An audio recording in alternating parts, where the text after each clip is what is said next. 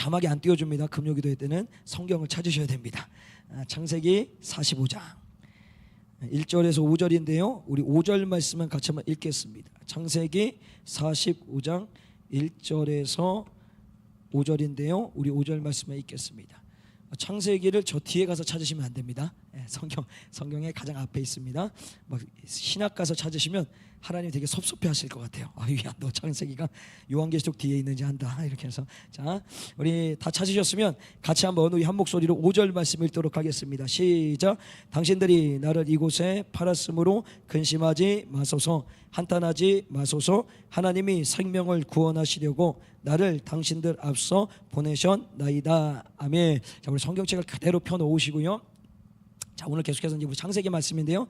오늘 새벽에 이어졌던 말씀으로 계속 이어서 가면 조금 정리를 해드릴게요. 왜냐하면 새벽에 못 오신 분들이 있으니까. 하여튼 오늘 새벽에 어떤 일이 있었냐면 이제 야곱의 아들들이죠. 11명입니다. 베냐민과 나머지 10명 그 아들들이 다시금 2차 곡식을 사갖고 돌아가는 길 가운데 어쨌든 요셉이 계획을 해서 베냐민 자루에다가 은잔을 집어넣습니다. 이건 사실 베냐민이 훔친 게 아니라 요셉이 그렇게 시켜서 집어 넣은 거예요. 근데 어쨌든 모든 정황상은 베냐민이 훔친 거가 됩니다. 그래서 그 훔친 것 때문에 다시금 이들이 가던 길을 돌이켜서 요셉 앞으로 옵니다. 그래서 그들에게 이루어지는 일들은 뭐냐면 종이 돼야 되는 거예요. 은잔을 가지고 간 사람만 종이 돼야 됩니다. 이때 이 10명의 형제들은 선택을 해야 됩니다. 사실 자기들은 살 수 있습니다. 왜냐하면 자기들의 자루에서 나온 게 아니라 베냐민 자루에서 나왔기 때문에 베냐민만 버리면 자신들 10명은 그냥 안전하게 곡식, 돈 모든 것들을 가지고 다시 돌아갈 수가 있어요. 여기 이제 선택의 기로에 있는 겁니다. 근데 이 선택이 너무 좋은 조건입니다. 왜냐하면 아버지 야곱이 요셉을 잃고 나서 누구로부터 위로를 받았냐면 베냐민으로부터 위로를 받았어요. 다시 말하면 이 베냐민이 평생에 놓을 수 없는 사랑하는 아들입니다. 그런데 형제들 입장에서는 끊임없이 편애하는 저 베냐민이 없으면 우리가 아버지의 총애를 받을 수 있는 어떤 기회란 말이에요. 그래서 이전에 요셉에 대해서도 요셉을 편애했기 때문에 그에 대해서 미움이 있고 증오가 있어서 결국 그를 노예로 팔아 넘겼단 말이죠. 그거는 불법적인 일입니다. 근데 지금은 합법적으로 우리의 가장 막내 동생인 베냐민이 은잔을 훔쳤기 때문에 이건 양심의 가책을 느낄 필요도 없습니다. 그냥 종이 되는 게 맞습니다. 그래서 종으로 되면 돼요. 그리고 우리는 탁탁 털고 가면 이제 눈꼴 사납게 편애하는 저 베냐민 안 봐도 됩니다. 얼마나 기회가 좋습니까? 이게 이제 선택의 기로에 놓인 거예요. 근데 이 형제들이 이전의 삶과 지금의 삶이 너무 바뀌어 버렸습니다. 공동 책임을 집니다. 아닙니다. 그러면서 유다가 장자는 아니지만 그 역할을 감당해서 장문의 연설을 해서 결국 그가 마지막에 했던 얘기가 뭐냐면 베냐민 대신에 제가 종이 되겠습니다. 그러니 베냐민을 돌려보내 주시옵소서라고 부탁을 합니다. 이게 완전히 바뀐 삶이죠. 예전 같았으면 요셉을 팔아넘겼듯이 그냥 버리고 갔을 텐데 이들의 삶 가운데 변화가 생겨서 어쨌든 베냐민을 살리기 위해서 자신을 희생하는 모습으로 왔습니다. 이제 이 모든 일이 있고 나서 벌어지는 일이 오늘 45장 1절에 보게 되면 우리 1절 말씀 같이 한번 읽어볼까? 1절 시작. 요셉이 시종하는 자들 앞에서 그 정을 억제하지 못하여 소리질러 모든 사람을 자기에게로 물러가라고 그 형제에게 자기를 알리니 때에 그와 함께한 자가 없었더라. 자, 정을 억제하지 못했다. 요셉이 3번이 있었습니다. 1차 곡식을 가지러 형제들을 만났을 때 그때 정을 억제해서 들어가서 몰래 울고 나왔습니다. 2차 곡식을 또한 사러 왔을 때 정을 억제해서 숨겨서 들어가서 울고 나왔어요. 아무렇지 않게. 근데 이 3번째 정은 억제하지 못합니다. 터진 거예요. 드디어 터졌어요.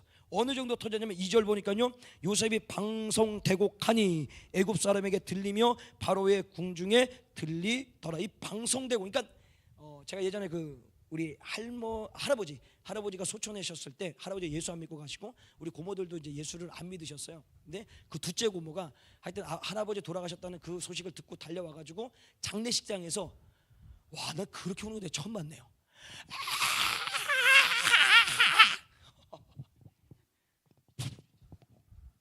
예수 안 믿으니까 그런 결과가 나는 거예요.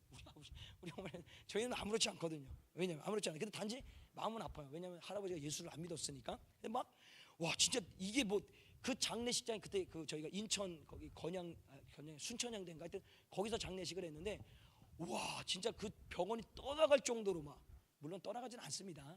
근데 그 장례식장을 너무 소란스럽게 만들어서 진짜 민망할 정도. 그래서 큰아버지들이 말렸어요. 그만 좀. 흘릴 정도.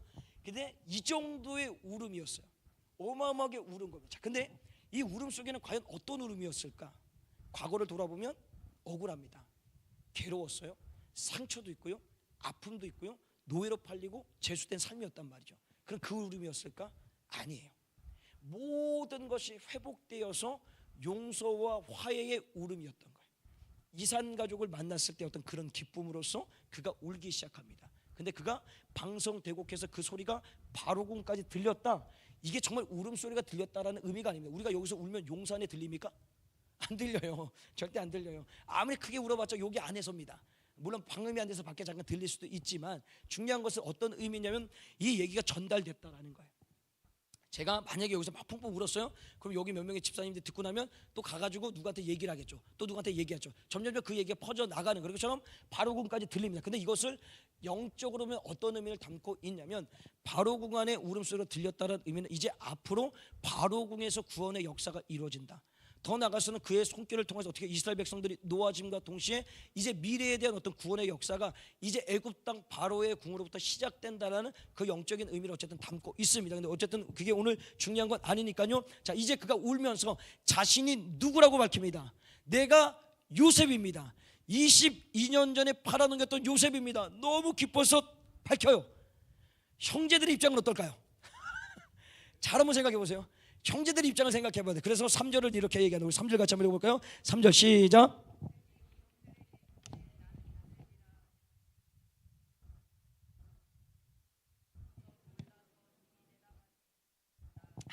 한 번 더 자기가 누구인지 밝히는 순간에 형들이 놀라서 말을 못합니다. 이건 거의 심장이 멎은 정도입니다. 이게 주마등처럼 지나가는 거예요. 22년 전에, 정확히 22년 전에 내가 요셉이라는 자를 팔아가지고 이제 생사를 알 수 없는 길인데 갑자기 애굽의 총리가 저 내가 요셉입니다 라고 나온 거예요. 그 이들의 입장은 지금 어떤 생각이었어요? 이거 아니다, 거짓말이다. 저 애굽 총리가 또 우리를 시험하려고 하는 시험이다. 저 사람 절대 요셉이 될 수 없다. 부인하고 부정하고 막 이 삶을 어떻게 벗어났지만 안절부절 못했을 거라는 거예요. 근데 그 다음에 요셉이 참 재밌게 얘기합니다. 4절에 보니까요, 요셉이 형들에게 이르되 내게로 가까이 오소서. 그들이 가까이 가니 가로되 나는 당신들의 아우 요셉이니 당신들이 애굽의 판자입니다.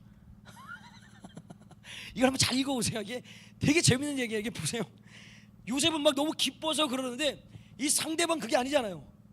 22년 전에 내가 팔았던 인생이 총리가 돼가지고 단칼에 죽일 수 있는 거예요. 저에게 가까이 오십시오. 애굽에 22년에 팔았던 요셉입니다. 제 칼을 받으시지요. 지금 이 느낌이란 말이에요. 이게 얼마나 이게 진짜 이게 하나님 정말 재밌으십니다. 이게 유머입니다. 근데 유머는 아니고 근데 요셉은 진실하게 다가오는데 형제들 입장에서 어떤 입장이 정말 이거예요. 가까이 오라. 요셉이 나를 팔아 넘겼어. 내 칼을 받아라. 이래도 아무 얘기할 수 없는 거예요. 그러니까 그 위협적을 느끼면서 이들은 가까이 가서 벌벌 떨면서 아무 말 못하고 그 안에 있었던 거예요. 그때 이제 모든 상황을 알고 요셉이 정말 위대한 고백을 합니다. 그게 5절입니다. 5절에 보게 되면 당신들이 나를 이곳에 팔았으므로 근심하지 마소서, 한탄하지 마소서. 하나님이 생명을 구원하시려고 나를 당신들 앞에서 보내셨나이다. 진짜 정말 훌륭한 분입니다. 이걸 한번 제가 요거를 얘기를 하려고 여기까지 온 거예요.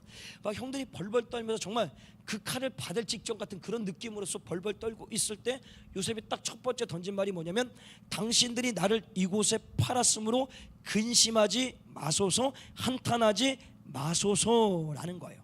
이건 뭐냐면 용서의 화해의 손을 내미는 거예요. 형들 걱정하지 마세요.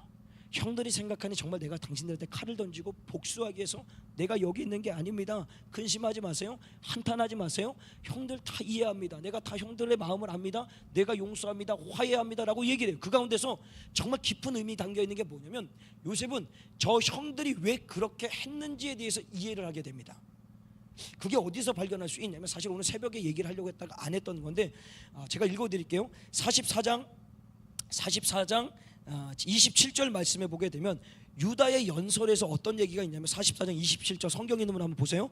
주의 종, 그러니까 요셉을 얘기를 하죠. 그러니까 유다가 얘기하는 거예요. 주의 종 요셉이죠. 유다가 얘기하는 거예요. 우리 아비, 그러니까 야곱이 우리에게 이르되 너희도 알거니와 내 아내가 내게 두 아들을 낳았으나. 자, 이게 어떤 의미냐면 이런 겁니다. 야곱에게는 4명의 부인이 있었어요. 라헬, 레아, 비라, 실바 4명이 있었어요. 그리고 그 여인들을 통해서 12명의 아들이 있었어요. 근데 끊임없이 이 형제들이, 그러니까 베냐민 빼고 10명의 형제들이 자라나는 환경 가운데서 이 야곱이 끊임없이 습관적으로 했던 얘기가 뭐냐면 나의 아내는 나일 뿐이라는 거예요. 나의 아들은 요셉과 베냐민 뿐이라는 거예요. 그러면 인정받지 못하는 어머니 3명, 그 인정받지 못하는 어머니 밑에서 나온 나머지 10명, 끊임없이 그 얘기를 듣고 살아오는 거예요. 니들은 내 아들이 아니라는 거예요. 저 아내는 내 아내가 아니라는 거예요. 이 첩의 자식들아, 이런 느낌인 거예요. 자기만 아들이 누구예요? 요셉하고 베냐민, 내 아내는 나일 뿐인 거예요. 그러면 살지 말든지. 맞잖아요. 진짜 나빠요. 한번 생각해봐요. 여러분들이 그 입장이 됐다고 해서 매일같이 습관적으로 그런 얘기만 듣는 거예요.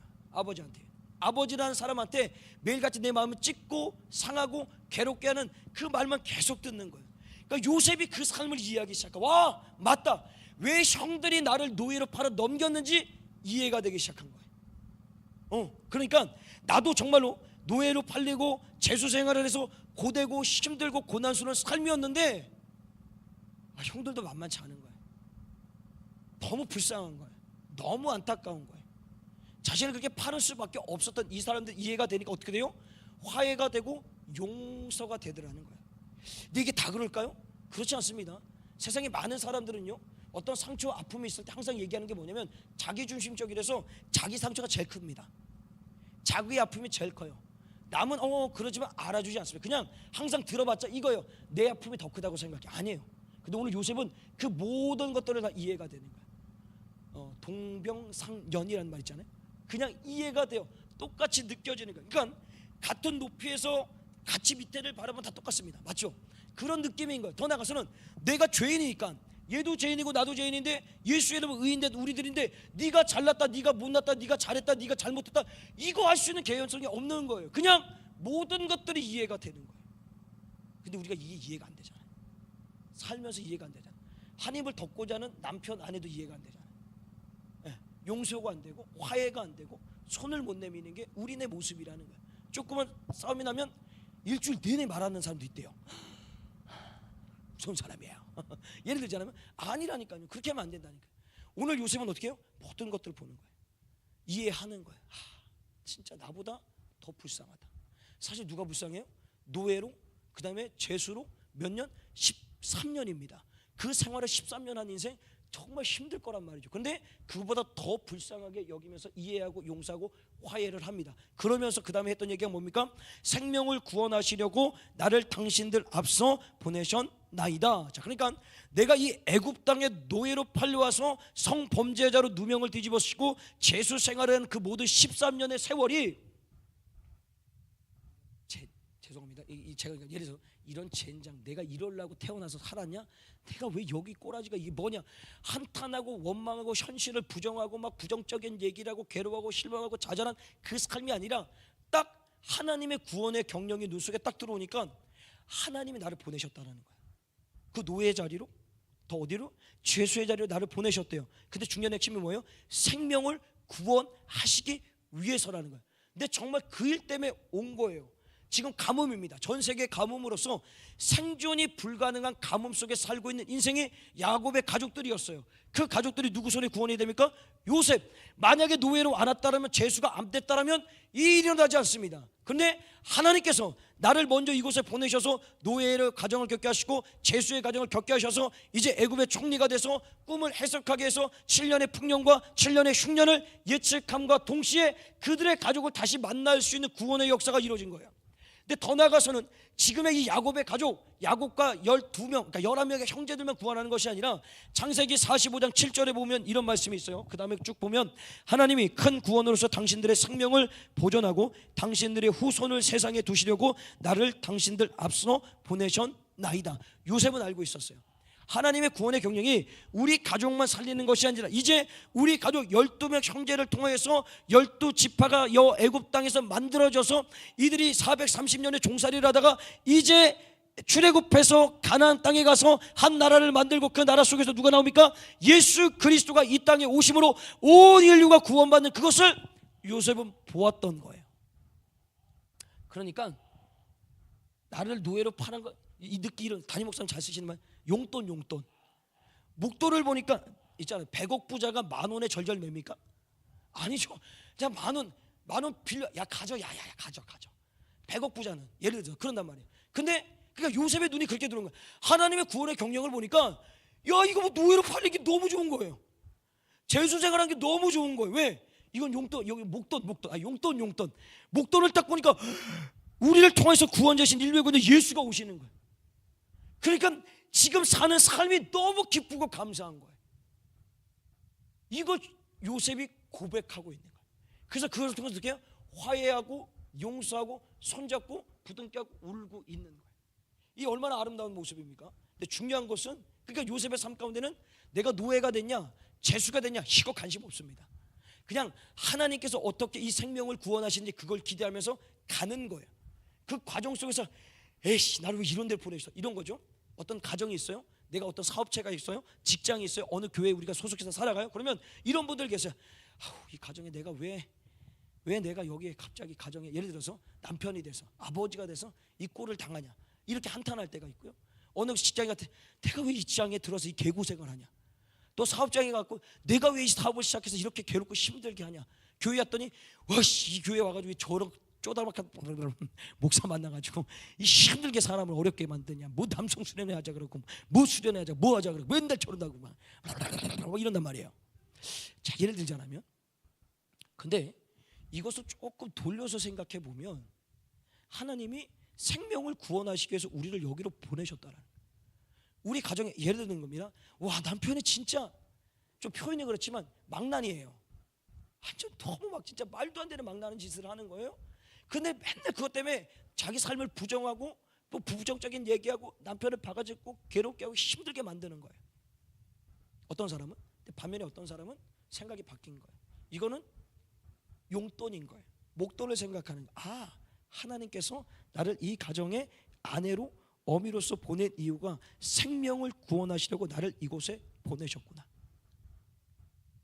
여러분의 직장도요, 여러분의 사업장도요, 여러분이 속해 있는 우리 공동체도요, 여러분이 있는 그곳이 하나님이 그냥 있게 하신 것이 아니라 하나님이 보내셔서 뭘 하기 위해서 생명을 구원하시기 위하여서 가정을 살리고 직장을 살리고 사업장을 살리고 교회를 살리고 더 나아가서는 나라를 살리기 위해서 우리를 먼저 보내신 거예요. 이 구원의 경력이 내 눈에 딱 들어오면요 일어나는 주변의 일들 이것 때문에 막 죽겠네 못 살겠네 내가 이러려고 내가 여기서 이 짓 하고 있는지 알아 이런 얘기 안 합니다. 현실 부정 절대 안 합니다. 부정적인 얘기 절대 안 합니다. 그냥 주님 앞에 주님 감사합니다. 나에게 이 일을 하기 위해서 이 생명을 구원하시기 위해서 나를 이곳에 보내주셨군요. 감사합니다 주님. 내가 그 사명 감당하겠습니다. 그곳에는 갈등이 없습니다. 싸움이 없어요. 분노가 없어요. 화냄이 없어요. 끊임없이 이해되고 손 내밀고 용서하는 일만이 우리 가운데 반복된다는 거예요. 근데 마지막에 중요한 게 하나가 있습니다. 그게 뭐냐면 45장 전체의 말씀을 딱 읽을 때 중간에 딱 꽂혀지는 말씀이 하나가 있어요. 그게 뭐냐면 제가 말씀 잘 읽어드릴게요.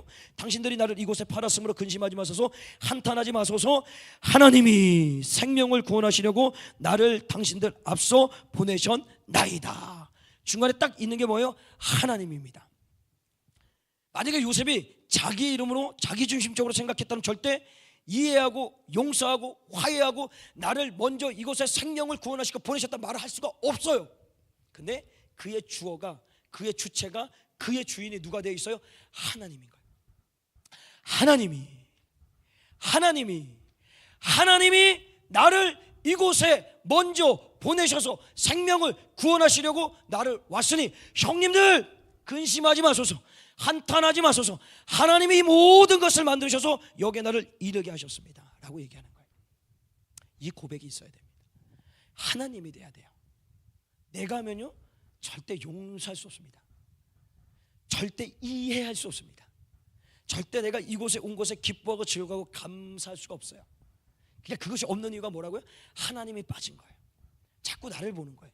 나 중심적으로 내가 생각을 해서 내가 이곳에서 뭔가를 하려고 하다 보니까 자꾸만 나 하다 보니까 이 안에 뭐가 있는 거예요? 불평, 불만, 자기 부정이죠. 아니다, 이건 아니다. 내가 뭐가 못난 게 있다고 내가 여기 있냐? 끊임없이 자기 부정만 하고 있는 거예요. 그런데 이것이 하나님의 주어로 바뀌면 상황이 바뀌어 버리죠. 하나님이 나를 이곳에 보내셨다. 왜? 생명을 구원하시려고. 그것은 내가 속해 있는 모든 자리마다 어떻게요? 살게 하기 위하여서. 죽는 것이 아니라 사는 거예요. 참 신기한 거는요, 어떤 사람이 들어가는, 예를 들어서 공동체가 있으면, 어떤 분야가 있으면 이것은 끊임없이 죽어요. 근데 어떤 사람이 들어가면 죽어 있는 것도 살아요. 이게 사역을 하면서 제가 참 많이 보거든요. 예를 들어서 제가 본당에 있을 때 열매를 이렇게 맡기면, 이게 좀 욕하는 건 아니고 오해하지 마십시오. 어떤 목사님이 맡는 열매는 죽어 있던 것도 살아나는데, 어떤 열매 목사님 맡으면 살아있는 것도 죽는 데가 있어요. 이게 참 신기하더라. 왜 그럴까요?